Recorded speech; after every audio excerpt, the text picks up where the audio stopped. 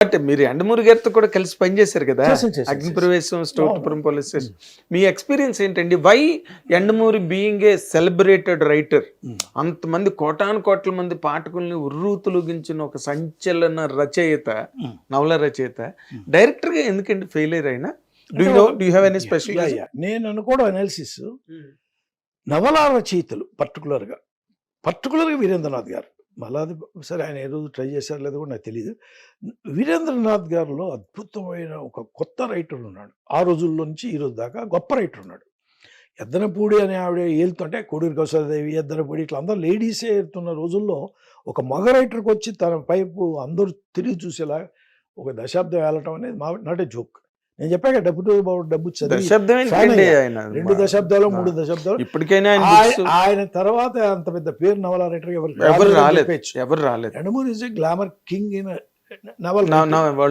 కానీ డే 1 నుంచి ఆయన ఏ రోజు సినిమాకి డైలాగులు రాలే. మా వంశీ మంచుపల్లెకి రాసి వద్దనుకున్నాడు. అక్కడి నుంచి రీమేక్ సినిమా మంచుపల్లెకి సినిమా, పాలయ మంచోళయ్య తమిళ సినిమా రీమేక్, గోదావరి చిత్ర అని చెప్పి మన వేమూరి సత్యనారాయణ గారు ఫ్రెండ్స్. అవును, అది అట్టర్ ఫ్లాప్ అయింది ఆ సినిమా. యాక్చువల్గా మంచి సినిమా అది. అది ఎక్కడో ఫెయిల్ అయింది, మనకు అనవసరం. డైలాగ్ విన్నాను, ఇంకెప్పుడు రైలు ఆయన. ఆ తర్వాత ఆయన ఓన్ సినిమా, అభిలాష అయిందే, ఛాలెంజ్ అయింది, అన్ని నావల్స్కి బయట రైటర్సే రాశారు. అది సత్యమూర్తి గాని, నేను కానీ, సత్యాంద్ గాని, ముగ్గురు రాశాం. అభిలాష్ సత్యాంద్ గారు, ఛాలెంజ్ సత్యమూర్తి గారు, మన ముందుగా నేను. అట్లా జనైక యాత్ర వస్తుందో జంజాల కంట్రిబ్యూషన్ విపరీతంగా ఉంది. 6 మంది రైటర్లు రాశారు కదా వీరేంద్రనాథ్. అవును, ఇట్లా ఆయన is not at all a dialogue writer. He knows the craft of writing a story, but translating into a film media screenplay కంపారిటివ్గా తనకి తక్కువ తెలుసు అనేది ఆయన ప్రూవ్ చేసుకున్నాడు. ఎందుకంటే నిజంగా ఆయన చేస్తుంటే అగ్నిప్రవేశం చూజ్ చేసుకునేవాడు కాదు. దానిలో విషయం తక్కువ, ఒక నపుంసకుడు కథ. అవును, ఫస్ట్ సినిమాగా ఛాలెంజ్ తీసుకున్నాడు. పోనీ బ్రహ్మాండంగా తీసాడంటే లేవుండదు. సరే, నెక్స్ట్ అంతకు మించి స్టువర్ట్పురం పోలీస్ స్టేషన్. కాదు సార్, ఇక్కడ ఒక్క నిమిషం ఆగండి. అగ్నిప్రవేశం టైంలో మీరు చెప్పలేదండి రామారావుకి కానీ? ఇక్కడ వచ్చిన తమాషా ఉంది. ఎందుకంటే నచ్చి అతనికి డైరెక్షన్ ఇవ్వాలనుకున్నాడు. నీకు నచ్చిన సబ్జెక్ట్ చేయన్నాడు. ఆయన ఇలా అగ్నిప్రవేశం చేస్తున్నాడు. చేసినప్పుడు సినిమా రెడీ అయిపోయిన చూడాల్సినప్పుడు, సాగర్ మనం చూద్దాం ఇవాళ అన్నాం. వెళ్ళి చూసాం. ఇది మీ ఒపీనియన్ ఏంటి అని అడిగాడు కేఎస్ రామారావు. అప్పట్లో వైజాగ్ రాజు గారు బాగా ఫ్రెండ్ ఆయనకి. నేను ఆయన కాడికి అమ్మేయండి అన్న. పెద్దగా ఆడుతుందని నాకు నమ్మకం లేదు. శ్రేయభిలాషిగా చాలా సినిమాలకి ముందు వచ్చిన మంచి ఆఫర్. ఇప్పుడు సినిమా ఉందండి, ₹1 చేశారు, 2 కోట్లకి ఎవడన్నా ఆఫర్ ఇస్తే అది ఎంపైర్ బెస్ట్. ఎందువల్లంటే ఇది జనంలోకి వెళ్ళి ఆడాక 2 కోట్లు 4 కోట్లు సంపాదించాక తిరిగి మళ్ళీ ప్రొడ్యూసర్కి జెన్యూన్గా ఇస్తారని డౌట్. ఎందుకంటే ₹1 80% దాని మీద డౌటా, సినిమా మీద డౌటా? సినిమా మీద డౌట్ ఉండే. రెండోది సేఫ్టీ కూడా ఉంటుంది. నా ఫ్రెండ్ డబ్బులు పోగొట్టుకోకూడదు, ఈ సినిమా పెద్దగా ప్రామిసింగ్గా లేదనేది గ్రహించి నా భావం ఆయనకు అర్థమయ్యేలా చెప్పారు. మనకంటే తెలివైన వాడే కాబట్టి ఆయన అమ్మాడు. అదేం చేశాడో నాకు తెలియదు. సెకండ్ పార్ట్ నెక్స్ట్ మళ్ళీ స్టువర్ట్పురం చేస్తుంది. మరి అంత డిజాస్టర్ ఇచ్చిన తర్వాత మళ్ళీ స్టువర్ట్పురం, పైగా మెగాస్టార్ చిరంజీవి, తప్పేలే. ఎందుకనంటే చిన్న సినిమా చేశాడు, కుదరలేదు. ఈ నవల అద్భుతం. ఇది స్టువర్ట్పురం పోలీస్, నేను డైరెక్ట్ చేయాలనుకున్నాను అన్నాడు. చిరంజీవి గారికి ఆ సబ్జెక్ట్ నచ్చింది. సరే, రామారావు గారికి నచ్చింది, ఆయనకి వదిలేద్దాం డైరెక్షన్. అలాగే మనకు ఒక మైనస్ ఇచ్చాడు, అతని ప్లస్ కూడా మనం ఇద్దాం. రామారావు గారు వెంచర్ చేశారు. చేసినప్పుడు అందరు రైటర్స్తో నేను కూర్చుంటా అన్నాడు. నేను వెళ్ళి ఒకసారి కూర్చున్నా. నేను అనుకున్న ఒపీనియన్ చెప్తుంటే, సాగర్ మీతో పాటు పరుచూరి గోపాలకృష్ణ వస్తాడు వింటాడు, ఎంవి స్వర్ణనాథరావు వచ్చాడు వింటాడు, జంజాల వస్తాడు, సత్యానంద్ వస్తాడు, నాకు నచ్చింది నేను చేస్తాను అన్నాడు. ఎవరు? యండమూరి గారు.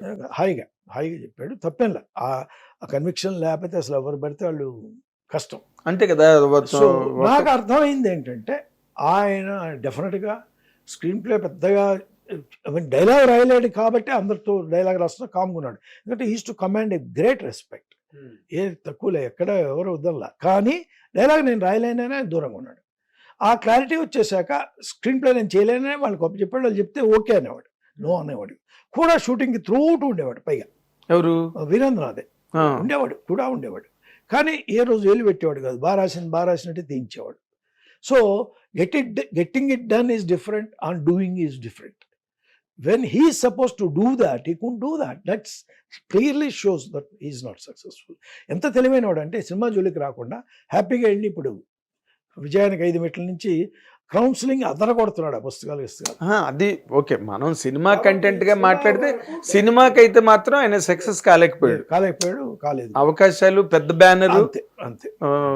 అగ్నిప్రవేశం నవల్గా మహామహులతో మంచి డీలింగ్ ఉండి కూడా రెస్పెక్ట్. ఆ మధ్య ఎక్కడో ఒక దానిలో కూడా నేనే యండమూరిని ఎక్కువగా సపోర్ట్ చేశానని చిరంజీవి గారు ఏదో ఫంక్షన్ లో కూడా ఏదో చెప్పారు. ఆయన ఇప్పుడు బయోగ్రఫీ ఆయన రాస్తున్నాడు. అవును, చిరంజీవి గారు right man to do that.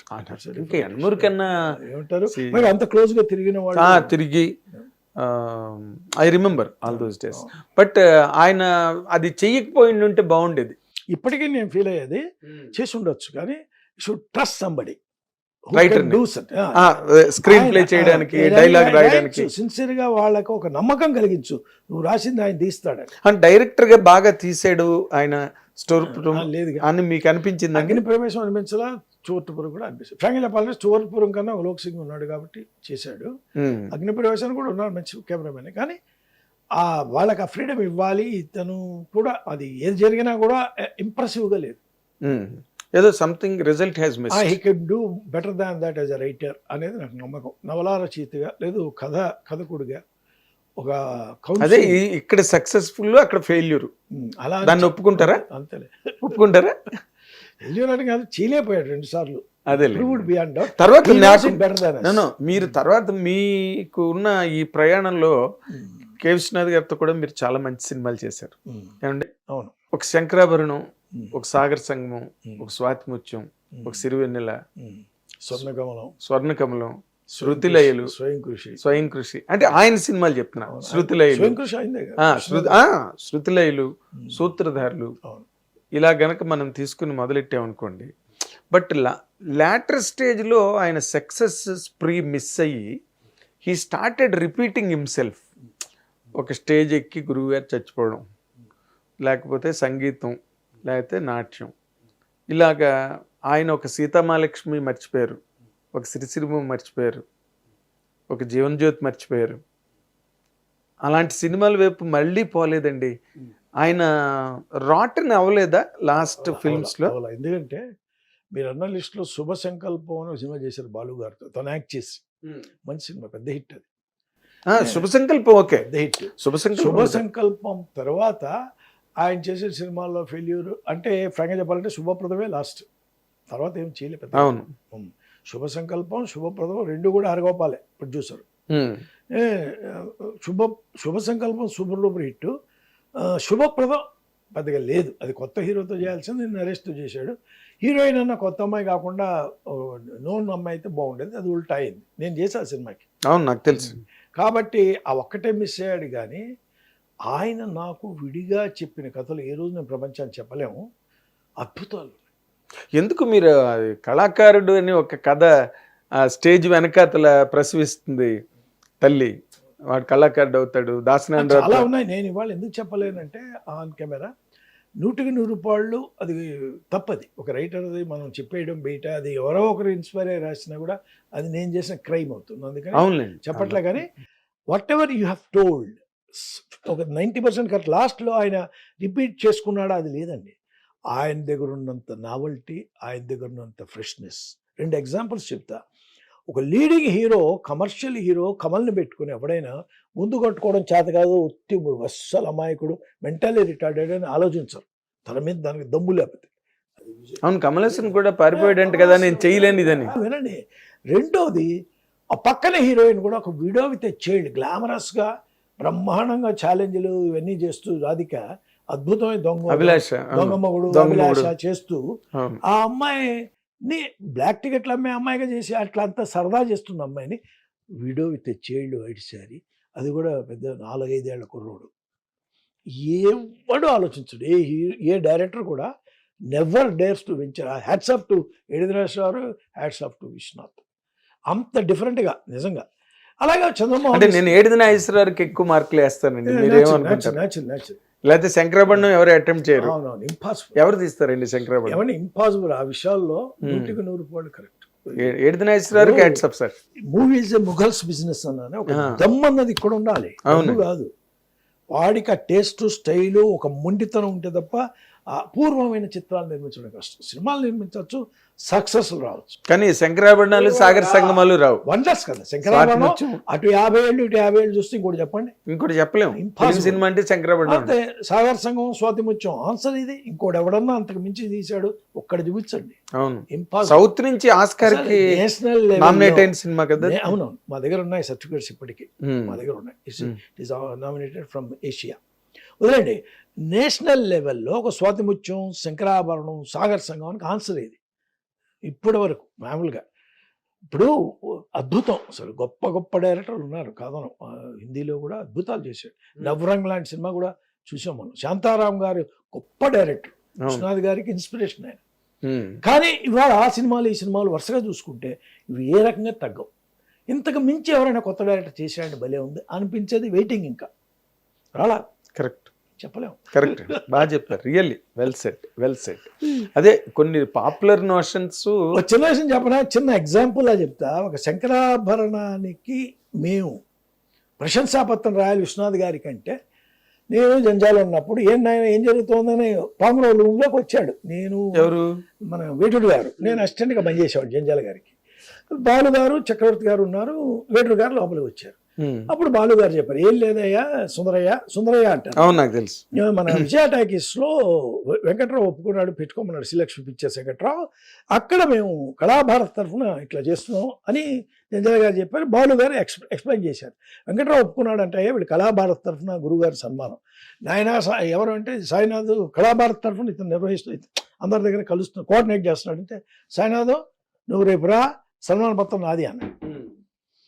సగం ఖర్చు నాది అన్నాడు ముందు. అంటే జంజాల రూపాయి వద్దు కానీ మీరు ఇందాక అన్నారు సన్మాన మొత్తం మీరే రాయండి అన్నాడు. అప్పటికి ఇంకా 15 రోజులు టైం ఉంది. వారం రోజులు చూసాం, ఆయన రాసింది లేదు, తీసింది. ఎవరు, వేటుగాడు. అప్పుడు కారు ఇచ్చి 10 to 5 ఆయన బట్ట 5 రోజులు తిప్పాడు. 5 రోజులు ఆయన వైభవం చూసేదప్ప రాయలే, అక్షరం ఒక బెట్ల. 6వ రోజు వచ్చి సార్ రాయలేదు సార్, తెలుసులేవా నువ్వు ఒకటి రాయి నేను ఒకటి రాస్తా, మధ్యాహ్నం కలుద్దాం.